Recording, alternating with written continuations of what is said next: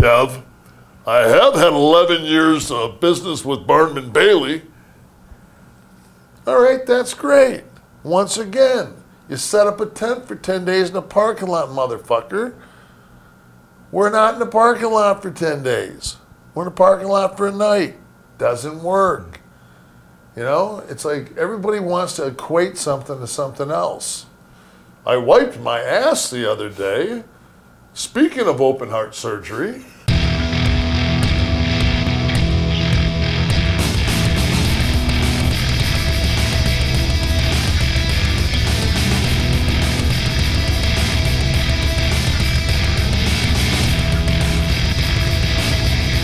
Once a promotion or a booking team or creative, once they realize you don't give a shit if you get penned or not, that takes about 90% of the game out.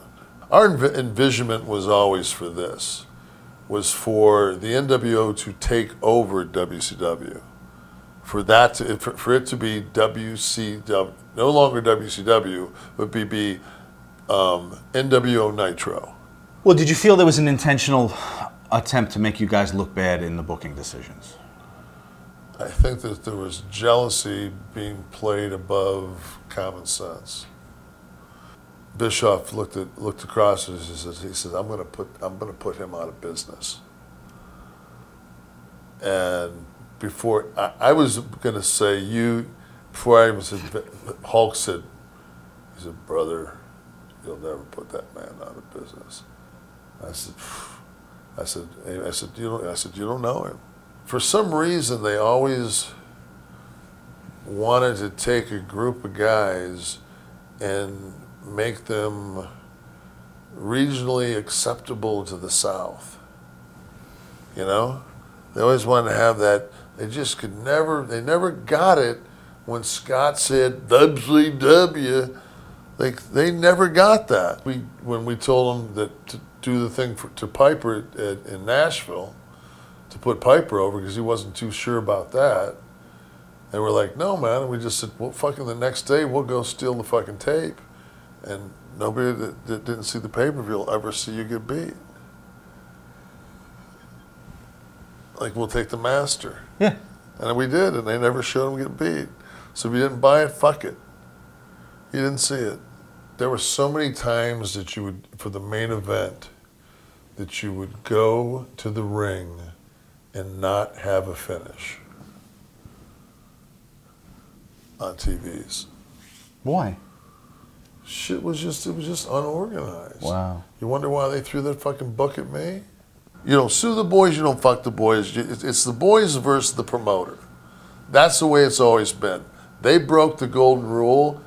I think fucking SAG's got it didn't work for fucking 3 years and got a $12 settlement. You know? So, nicely fucking played. Who comes up with the idea for this? I do.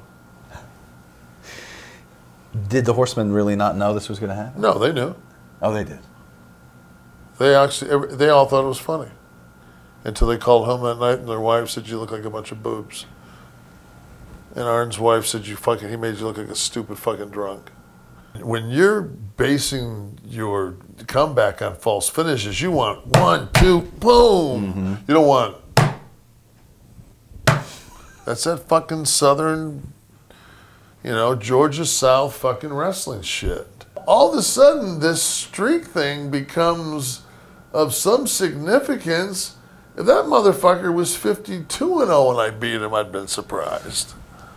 Well, it's a device. And how many times does it work? Tatanka, Ludwig Borga beat him. I don't hear Ludwig Borga getting any fucking shit. God rest his soul. And I looked around that fucking locker room, and it looked like fucking Sing Sing. Everybody was 300 pounds. Or fucking guys smoking fucking cigarettes. Guys over here playing cards. Fucking Harley Race fucking sitting over there with a fucking ash this long. And doing his fucking boots. I told that motherfucker. It's just like, it was a different crew of guys. You go in there now and, it's kind of like an Abercrombie and Fitch fucking convention. The reason fucking Scott Levy always works in the heel persona is because he's generally very easy to dislike.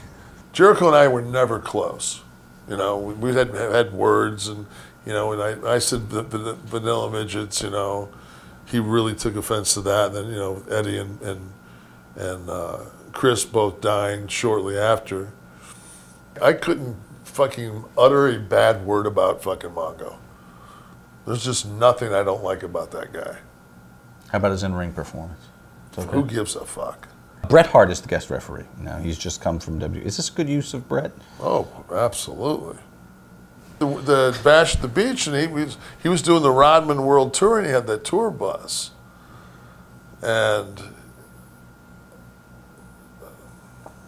I'll get myself in trouble. You're being so careful. Look at you. Edit, just edit. No names. Somebody. I was offered a gift close to his heart. My follow-up question is: did Carmen Electra come on the tour bus for the Dennis Rodman tour? I don't remember if that was her or not. She might have been there. I ended up getting hurt and had to be wheeled by Scott through the Seattle airport the next day. And the funny thing was, you know, it's embarrassing to be wheeled through an airport, but especially when the guy that's wheeling you is the only thing keeping him up is the handles on a wheelchair.